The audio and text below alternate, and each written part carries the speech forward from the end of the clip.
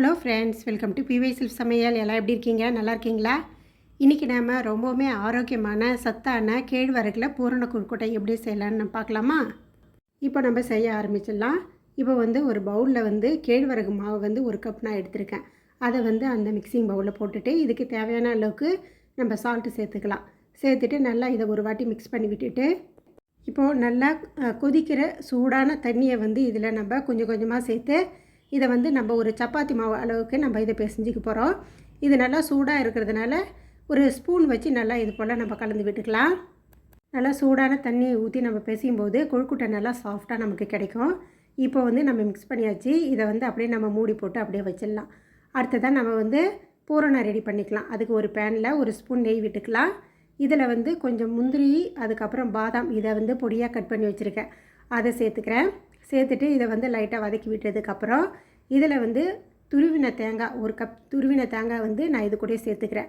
சேர்த்துட்டு இந்த தேங்காவையும் நல்லா வதக்கி விட்டுக்கலாம். ஒரு 2 நிமிஷம் வதக்கினதுக்கப்புறம் கொஞ்சம் கலர் சேஞ்ச் ஆகும் பாருங்கள். இந்த டைமில் ஒரு ஸ்பூன் எள் இது கூடவே சேர்த்துட்டு இந்த தேங்காய் கூடயே இதையும் நம்ம மிக்ஸ் பண்ணி விட்டுக்கலாம்.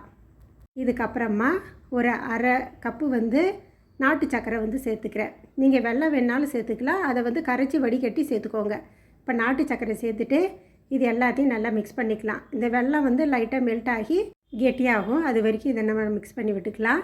இப்போ இதில் கொஞ்சமாக நம்ம வாசனைக்காக ஏலக்காய் பவுடர் சேர்த்துக்கலாம். சேர்த்துட்டு எல்லாத்தையும் நல்லா ஒரு வாட்டி மிக்ஸ் பண்ணி விட்டுட்டு இதை எடுத்துக்கலாம்.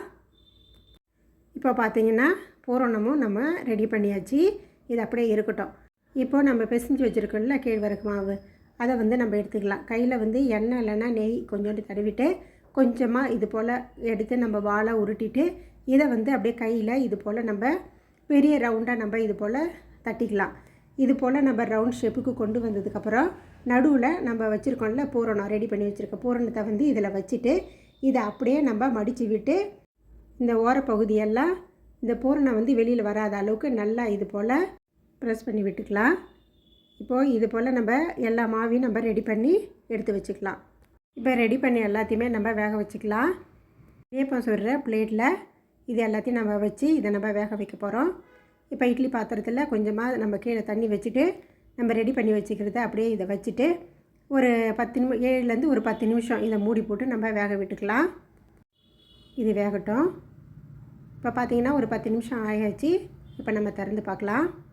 பார்த்திங்கன்னா சூப்பராக நமக்கு பூரண கொழுக்கட்டை ரெடி ஆகிருக்கு பாருங்கள். ஸ்கூல் விட்டு வர பிள்ளைங்களுக்கு சத்தாக எதனா ஸ்நாக்ஸு செஞ்சு கொடுக்கணும்னு நினச்சிங்கன்னா இந்த கேழ்வரகு பூரண கொழுக்கட்டையை நீங்கள் ரெடி பண்ணி கொடுக்கலாம். கண்டிப்பாக வீட்டில் நீங்களும் இதை ட்ரை பண்ணி பாருங்கள். அப்படியே இந்த வீடியோவுக்கு ஒரு லைக் ஒன்று கொடுத்துட்டு ஷேர் பண்ணுங்கள். அப்படியே நம்ம சேனலுக்கு சப்ஸ்கிரைப் பண்ணிவிட்டு அப்படியே நம்ம சேனலுக்கு சப்போர்ட் பண்ணுங்கள். தேங்க்ஸ் ஃபார் வாட்சிங்.